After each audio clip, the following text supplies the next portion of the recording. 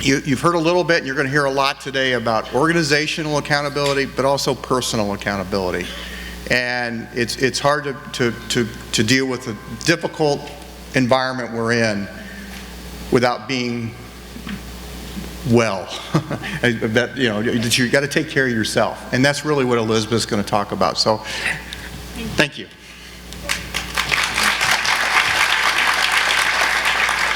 Good morning, everyone. My name is Elizabeth Angelo. I've been at the Carle organization for the past 14 years. My very first job here was as a healthcare tech on what was then our intermediate care unit on Parkview 6. Anybody remember those days? So much has changed since then. What an amazing ride. I have had the opportunity to work as a nurse in several different areas. I took on some responsibility in nursing education and have had the opportunity and privilege to work in several different areas since then with a number of people. Over the past few years, my team has brought in over 100 new graduate nurses to the organization every year. And in those hundreds and hundreds of interviews, one of the things that candidates frequently ask us is, why are you at Carle? What makes you stay at Carle? And the first thing that always comes to mind for me is the people, including so many of you in this room today. I am so thankful for the people that I've had the opportunity to work with and learn from and grow with. I firmly believe we just have the very best people at this organization, so I'm so glad to be here with you this morning. I'm talking about resilience. It's a topic that I'm passionate about, but it's not something that I have been very good at historically. And that really started for me in my very first year of nursing. Got out of school, took a first nursing job, and found that I was woefully unprepared for the stress and the sadness and the sheer exhaustion of patient care. And I so much wanted to be there, and I had so much compassion for my patients, but I just found that I did not have the internal resources to go home and make sense of what I've seen and come back and feel prepared to do it all over again in a way that was confident. There were certainly some external factors that contributed to that, but a lot of it was honestly that I had not learned to cope effectively with the stressors that I was encountering. And I felt foolish because I'd done so well in school and in other experiences, and yet when it came to doing what mattered most to me, I felt like I was failing. So instead of reaching out and asking for help and doing the wise and responsible thing, I kind of bottled that up. And I had a very, very tough first year of nursing and nearly became one of those 1 in 3 nurses that leaves the profession altogether. It took a lot of prayer and determination to get through that first year. And in the time since then, I've been deliberate about growing my own resilience, about learning from people whom I consider to be resilient. And it's something that we're really passionate about passing on to our employees, to the new nurses we hire, and to the team that we work with as well. So the wonderful and super hopeful thing about resilience is that it's not something that you either have or you don't. It's not a quality or a set of characteristics that you're born with and you're just set with that fixed amount. Each of us has the opportunity to grow resilience in ourselves. We also have the tremendous privilege of being able to influence the level of resilience that our team and our colleagues have. We can do something about this. Growing up, my father was a wildlife ecologist and contributed a lot of neat things to his field, and we were surrounded by unusual animals and stories about the natural world and learned a lot about plants and animals and all sorts of random trivia. So I can tell you the Latin name for a skunk and lots of other super useful everyday things should you need that information. But one of the things I remember my dad talking about was that when you look at a grove of trees, the willow tree is really unique. And many times when a storm comes through and there's high winds and lots of damage, the willow tree will be the last tree standing. And there's some unique characteristics about that tree that enable it to be incredibly resilient. First of all, it has crazy flexible branches. So when high winds come and things are whipping around, those branches bend and sway when other branches are breaking. Secondly, willow trees have an incredibly extensive and deep root system, which hold the tree firm when it's under times of high stress.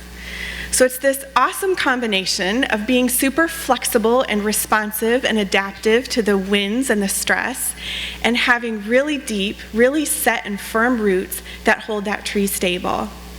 I think there is a lot for us to learn from that in the analogy of resilience.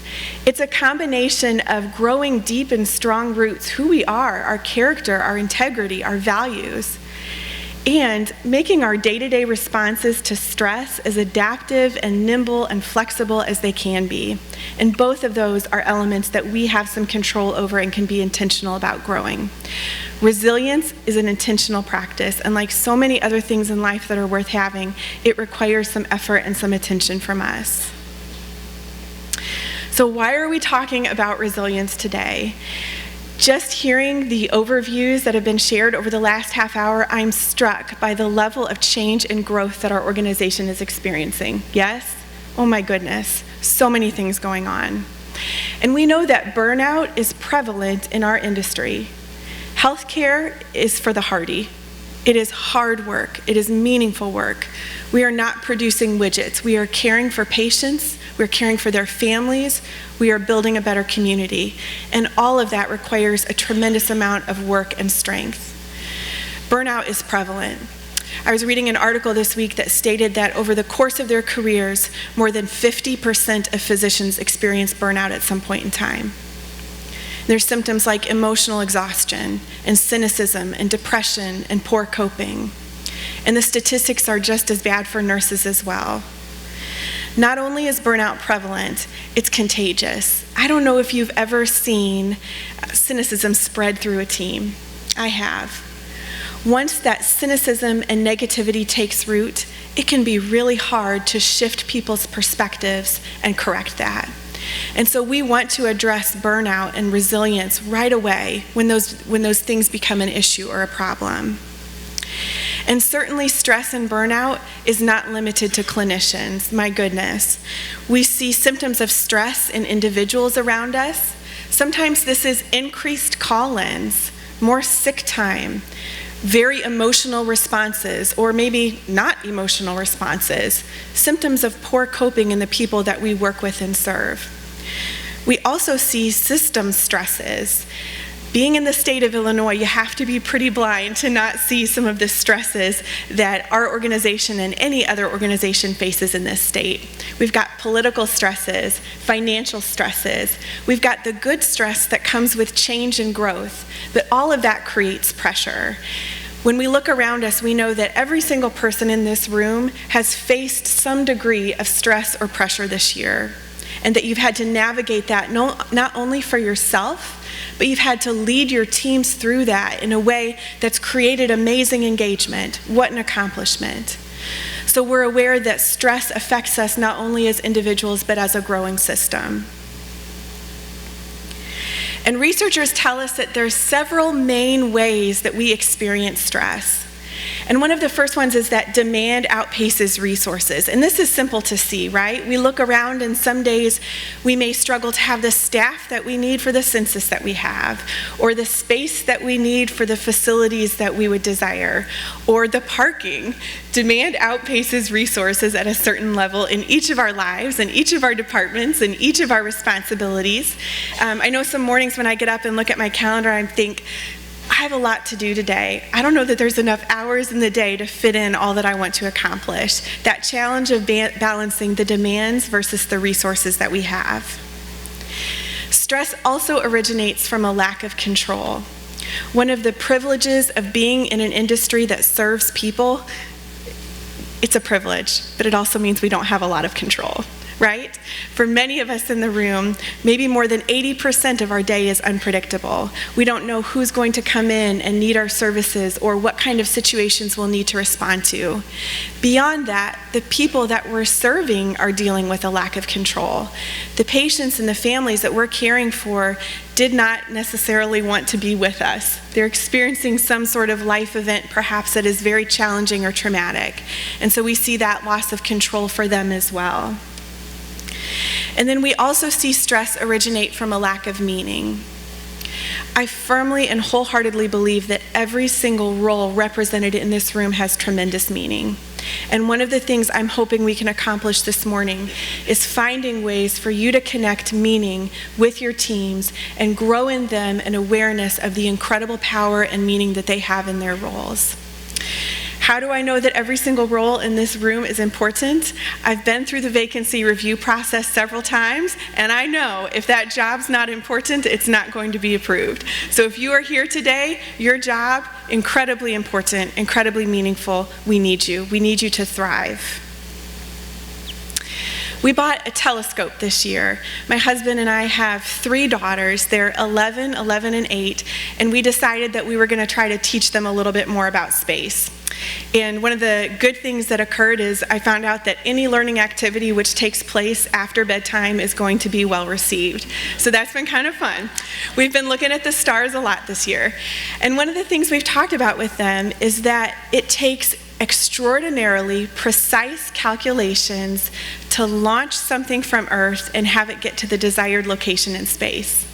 If we're launching something that needs to connect with the International Space Station or launching a satellite that needs to get into a precise orbit, it has to be an incredibly precise trajectory. Those calculations are extremely important. And something might look just slightly off kilter here on Earth, but extrapolated out over hundreds of thousands of miles, at tens of thousands of miles an hour, that trajectory looks quite different on the opposite end. It's the same way with our personal lives and with our work lives. Small habits and practices and ways of thinking which might be just slightly off base and not present any huge impact in the day-to-day, extrapolated out over years, and the ups and downs and the normal stresses of human life can take us to a place that we never really intended to go. Each of us has the opportunity this morning to consider small, meaningful changes, course corrections, which allow us to get back on track with where we intend to go, with where we intend for our teams to go. A course correction is not a U-turn or a dead end. It doesn't mean that we're failing or doing something tremendously wrong. It just means that we have an opportunity to slightly shift course, to put into change small but meaningful practices that will have an impact on our overall trajectory. And this is especially true with resilience. Intentional practices will build our resilience and focus us with purpose on our course. And what a course we have ahead of us. So many exciting and important things happening. So this requires courageous intention. I regret that I did not have the courage earlier in my career to be honest about the areas that I was struggling and to ask for help. It takes courage and hard work and incredible focus to be successful at the jobs that we have in front of us. And it takes courage to look at our teams and say, where do we have the opportunity for course corrections? What changes do we need to make to help the people around us become more resilient? We have hard and important work ahead. It's going to require us to lead boldly and with clear focus, and it's going to require us to be real, to be authentic, to have humility as well as courage, to tell our teams when we don't have all the answers, but to role model for them what it looks like to move ahead and to do the right thing. It's also going to require conviction of purpose. Why are you here? Why are you here instead of someone else? What do you have to contribute? How is your energy and talents and time and intention going to make a difference for our patients and for our staff this year? Carle's very personal to me. It's been a big part of my story. This is a picture of my very first day at Carle. Look at our awesome 70s curtains that we were rocking back then. That's my dad holding me on my first day at Carle. And these are our twins, who are not that tiny anymore. They were also born at Carle and received terrific care here. I am so proud to work at a place that has been a part of the fabric of so many families and lives. So I joke with my husband that I haven't made it very far in life, and that's certainly true geographically. Here I am working at the place that I was born. But the truth is that our decision to stay in this community and invest in this community was an intentional one, and it's one that we revisit periodically to make sure we're still doing what we want to do and we're here for the right reasons. I think each of us struggles at some point with inertia versus intention. It's so much simpler to stay doing what we're doing today. It's so much easier to get up and do things all over again tomorrow without giving any thought to what course corrections might make things a little bit better. So I would like to challenge everyone in the room, think about what things you've been accepting as just the path forward with no other options, and consider what it would look like if you put a little bit of intention into shifting those practices just a little bit. One of my favorite stories of resilience is about the doctors and nurses who were working in the Philippines during World War II. And the focus of World War II was so much in Europe that for a long time these folks had pretty posh jobs. You can read about nurses working their shifts at a civilian hospital and then drinking Mai Tais out on the beach and enjoying snorkeling and just having a really good time. And then after Pearl Harbor, the entire focus of the war shifted, and suddenly, instead of being very far away from battle, enjoying the tropics, they were on the front line and very close to action. And it quickly became apparent that they were going to have to shut down these modern civilian hospitals in major cities and move them out to the jungles where patients would be safer. So doctors and nurses, about 150 of them total, with some civilian helpers, moved out to the jungle and bushwhacked a space to care for patients. They cared for over 3,000 patients like that in the jungle. They laid blankets on the jungle floor for patients and constructed bunk beds made out of bamboo in order to house them. They had very few supplies, very few medicines, and as the combat grew closer and closer to their location, they started running out of anesthetic. They started running out of basic supplies to perform battlefield medicine. An incredibly trying time. They were bombed regularly. They were starving. They did not have the resources they need. Many of them were suffering from malaria and all sorts of tropical diseases by then. But they found a way to come together and to care for those patients. As the battle moved closer to Bataan, the nurses were evacuated to Corregidor. Bataan fell, a major loss for the United States in World War II, and we felt vulnerable in a way that we had not felt vulnerable before. Those nurses were then interned in a camp. These are some pictures of people in that camp. And they had a terrible, terrible time of it. They were prisoners of war for nearly 3 years until they were released.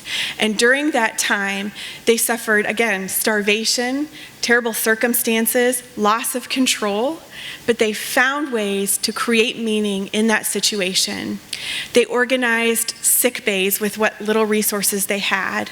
They determined that some of them would work to teach the children that were in the camp there. They found ways to spread rations so that fewer people starved. They took what little control and meaning they had in that situation and made it really powerful. There's a memorial to them on the island of Corregidor, and this is on my bucket list. I would love to see it in person one day. It says, "To the Angels, in honor of the valiant American military women who gave so much of themselves in the early days of World War II. They provided care and comfort to the gallant defenders of Bataan and Corregidor. They lived on a starvation diet, shared the bombing, strafing, sniping, sickness, and disease while working endless hours of heartbreaking duty. These nurses always had a smile, a tender touch, and a kind word for their patients. They truly earned the name, the Angels of Bataan and Corregidor." I've had some bad days at work. I've never had a day that compared to this. I am inspired by our colleagues all over the world who have found meaning in caring for patients in situations that were incredibly hard. I'm thinking about our colleagues in Aleppo, thinking about Syria every day, and thinking about the doctors and nurses and the people who are working so hard to care for people in that incredibly horrible situation. The resilience that they show is absolutely inspiring. So there are some practical things we can do to grow our roots, make them firm and deep and strong, and to improve the flexibility of our branches. After World War II, there was a researcher named Elizabeth Norman who looked at the lives of the doctors and nurses who were in that situation in Bataan and Corregidor and wrote a book called We Band of Angels. And she identified some of the characteristics that she felt contributed to the resilience that those individuals were able to show in that situation. And these characteristics have been verified in other studies as well as being really important things we can grow in our lives if we desire to be more more resilient. So I want to go through them quickly with you, and I'd like to share what I think are just some practical and simple ways we can do this on an everyday basis and hopefully help our teams and our colleagues to do this as well. All right, so characteristics of resilient people. They nurture relationships. They exercise control to the ability that they have in the situation to do that. They find meaning. They forgive. They keep a sense of joy and wonder. They're compassionate, and they're grateful. Nurturing relationships. One of the very best ways we can do this is to invest in teamwork. One of the books that I read this year that I really enjoyed was called Failure is Not an Option by Gene Kranz. And he was the NASA flight director who was responsible for the Apollo mission. Some of you may have remembered his character in Apollo 13. Ed Harris played him. And when that horrible disaster happened, he was responsible and accountable for bringing those astronauts back to Earth. Teamwork was literally a life or death strategy for that group of individuals. And they had no choice but to pull together in a very meaningful and powerful way if they hoped to bring their colleagues home. So he described crisp, clear communication. The fact that he expected the people around them to be all in, to give it their best, but that they couldn't necessarily wait to have 100% of the information they desired, and that there would be no looking back, just a forward movement together, locked arms, doing the very best thing that they could. People who nurture relationships are committed to intentional attention. I don't know about you, but I've been very guilty in some of my relationships in not really being present. Especially when I come home from work, it's really easy for me to just keep looking at my phone, looking at my pager, seeing what I'm missing, seeing what I need to do. Many of us have jobs that have some element of the 24/7 in it. And it can be challenging to shut that off and to assure that we are intentionally being with the people who are in our lives. I find the same thing in one-on-ones. When I'm meeting with an employee, am I making an effort to not answer the phone, not look at my pager, reduce interruptions, truly be present with that employee and give them the very best of my time and attention? Those things matter. They matter a lot to people. That helps us to build our relationships when we're present and in the moment with the people that we're working with. Another way we can nurture relationships is to relate to others with authenticity. What I've found over the years is that people are not expecting a perfect leader. They're expecting a real leader.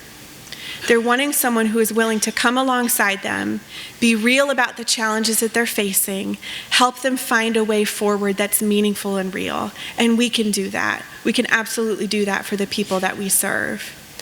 I think having had the privilege of sitting with many, many dying patients, I can attest to the fact that what matters at the end of life is the relationships that we have. And we each have relationships in our life that are deserving of that nurture and of that intentional attention. How will the people in our lives feel valued from us this year? How will they know their level of importance by the way that we are treating them and the way that we are acting? Nurturing relationships is essential.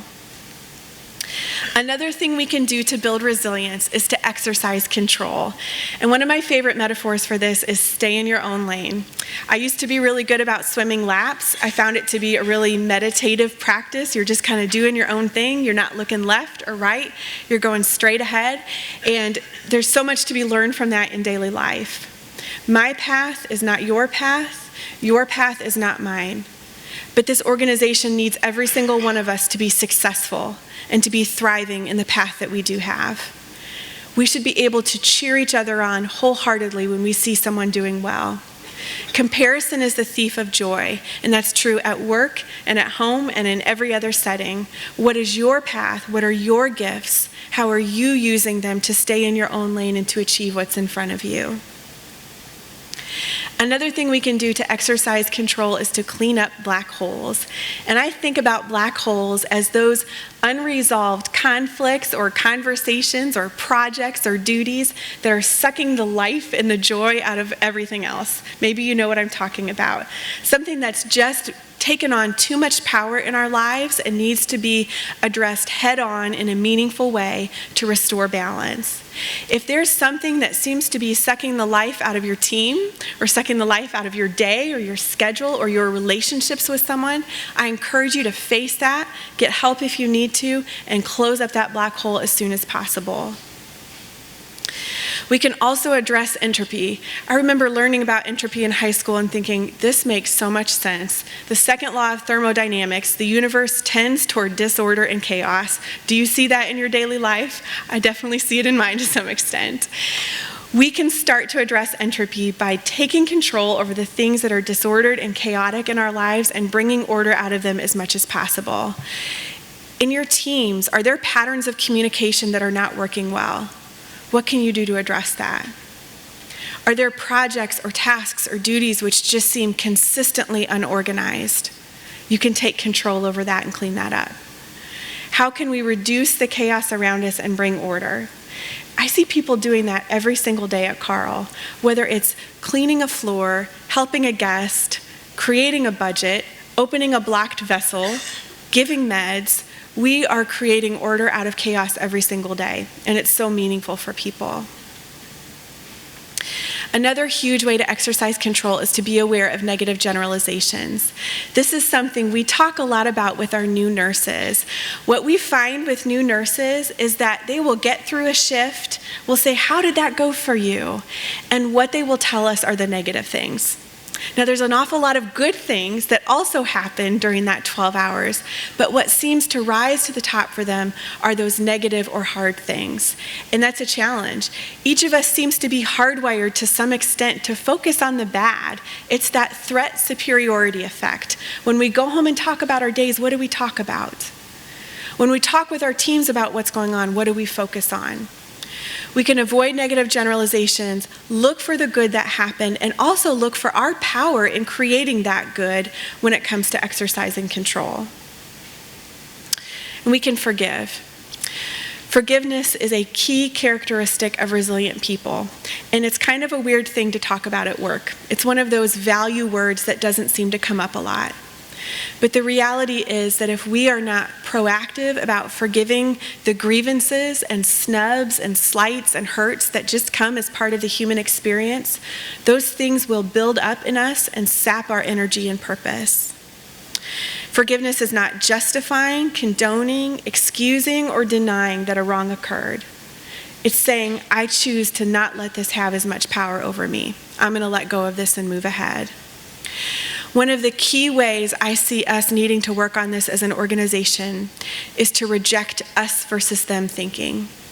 Sometimes I see that teams talk about themselves as if they're an island and it's their team against another team.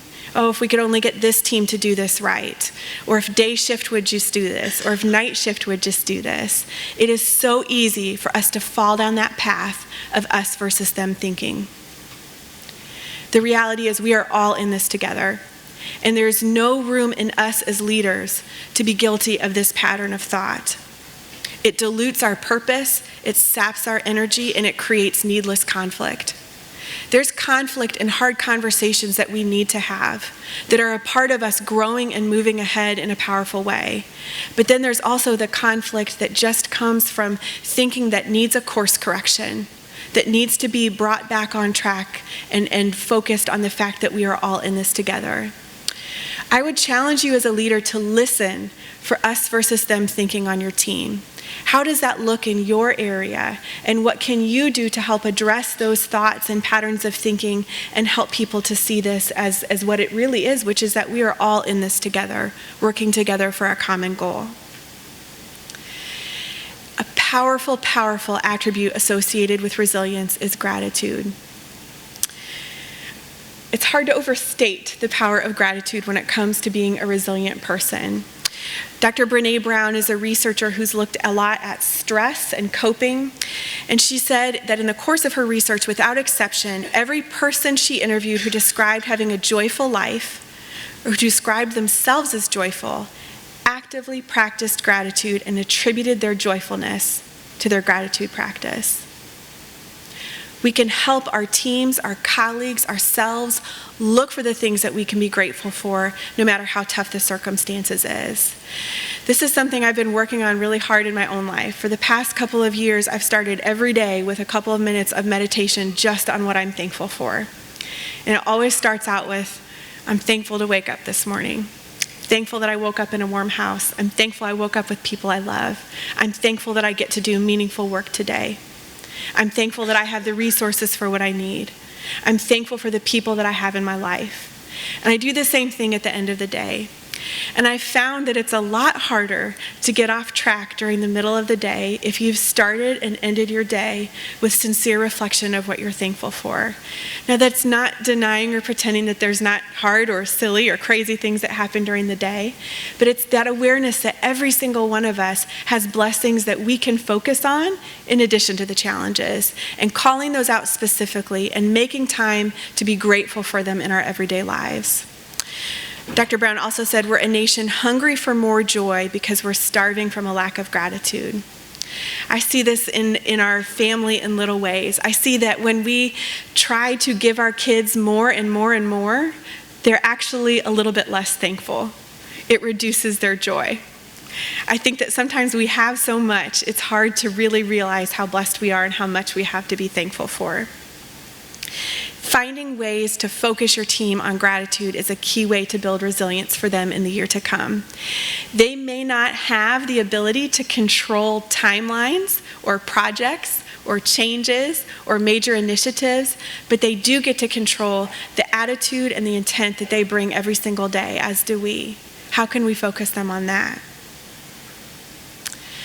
Resilient people also maintain a sense of joy and wonder. This is a picture looking out beyond the machine shed of our family farm in northwestern Iowa. And I spent lots of time there growing up, and it's a deeply meaningful thing for me. And whenever I'm there, I feel small in a really good way. Same as looking through a telescope. You just kind of realize what's huge to me today. There's so much else going on out there. It's very easy to become myopic when we're focused on our own problems and our own challenges. And when we can look beyond ourselves to what's going on in the rest of the world, that can be a very healthy perspective. Resilient people maintain a sense of joy and wonder. Part of this, I firmly believe, is surrounding yourself by people who enjoy humor and who have a good sense of humor. If we can take the challenges that occur in a day, because let's be honest, there are sometimes just some crazy things that happen, yes? If we can take that and try to see some of the humor in it, that can change our perspective. And if we can maintain a sense of joy about the work that we get to do, how privileged are we to care for patients, to make a better community, to work with people who are so smart and so caring and who do so much good. That makes me joyful. And maintaining a sense of wonder as well. What do you do outside of work that feeds your soul? What do you do outside of work that is creative, that you feel passionate about? Is it traveling? Is it a hobby? Is it getting together with friends? We all need something in our lives that renews us and fills our cup and makes us feel excited about whatever's on the horizon. Keeping that sense of joy and wonder. Resilient people are compassionate. I was struck when I was reading about the doctors and nurses who were in Baton and Corregidor and the tremendous compassion they had for their patients, despite the fact that every single one of them were in a situation that I think we could objectively say was deplorable. They had so much compassion for the people that they were caring for.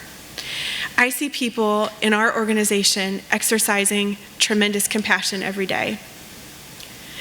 I'm thinking of the doctor who sang Amazing Grace with a dying patient because she asked him to. I'm thinking about my grandmother. We called the paramedics for her last winter because she had a fall in her assisted living facility. And they got everything cleaned up, got her patched up, got her back to bed, and the gentleman from Arrow said, "Is there anything else I can do for you?" And she said, "I would really like a hug." This big paramedic leans down, folds her in his arms, holds her for 10 seconds. She's got tears streaming down her face. She has not stopped talking about that, and she has dementia.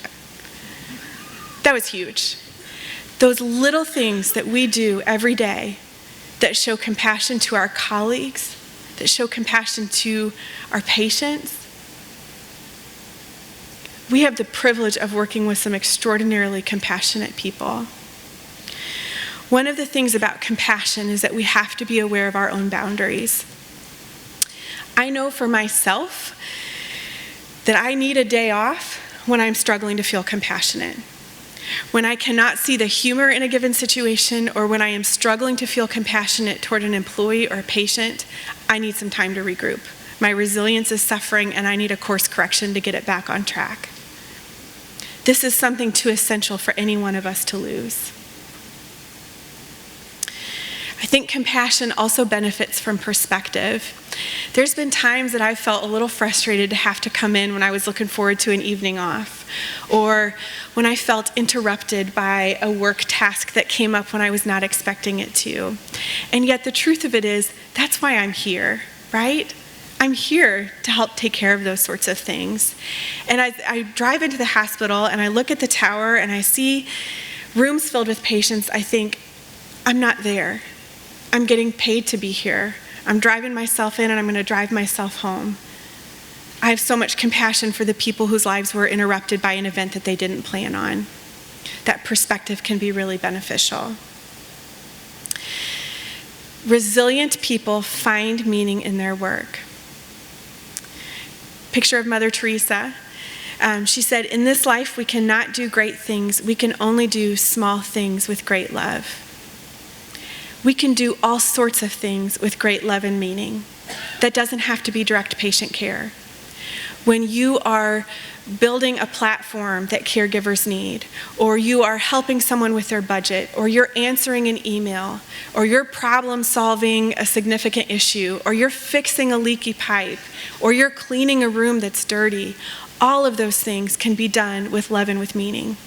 And every single one of those contributions makes it possible for our patients to receive excellent care and for us to achieve our mission of providing world-class health care. I would challenge you to look at the little elements of your day from the perspective that they can be done with tremendous love and meaning. So let's talk for just a second about the meaning that you bring, every single one of you here this morning. The knowledge and skills that you've shared over your time at Carle, whether that's been a long time or a relatively short time. The employees that you've served, many of them are still here, some of them have moved on, but they'll never forget the impact that you had in their lives. The colleagues that you've supported, I know that I have felt supported by so many people in this room, and I'm sincerely grateful for it. We have the chance to come alongside each other and lighten the load a little bit when we're working together. The memories that you've made, I treasure the memories of the people that I've worked with, the patients I've cared for, the hard things I've done, the neat things I've learned. What an amazing ride. The lives that you've touched, and the gift of yourself to many patients, staff, and employees. When we think about 2017, we know that it will bring challenges. We know that by the end of the year, there will be things that have come up that maybe weren't on the horizon at the beginning. And I would challenge each and every one of you here today to do whatever course corrections are necessary to build resilience in your own life, and to think about what course corrections you can help your teams with that would allow them to become more resilient. Every single person in this room makes such a tremendous contribution. I'm so honored to work with you, and I hope that 2017 is a year of resilience for all of us. Thank you for spending your life making other lives better.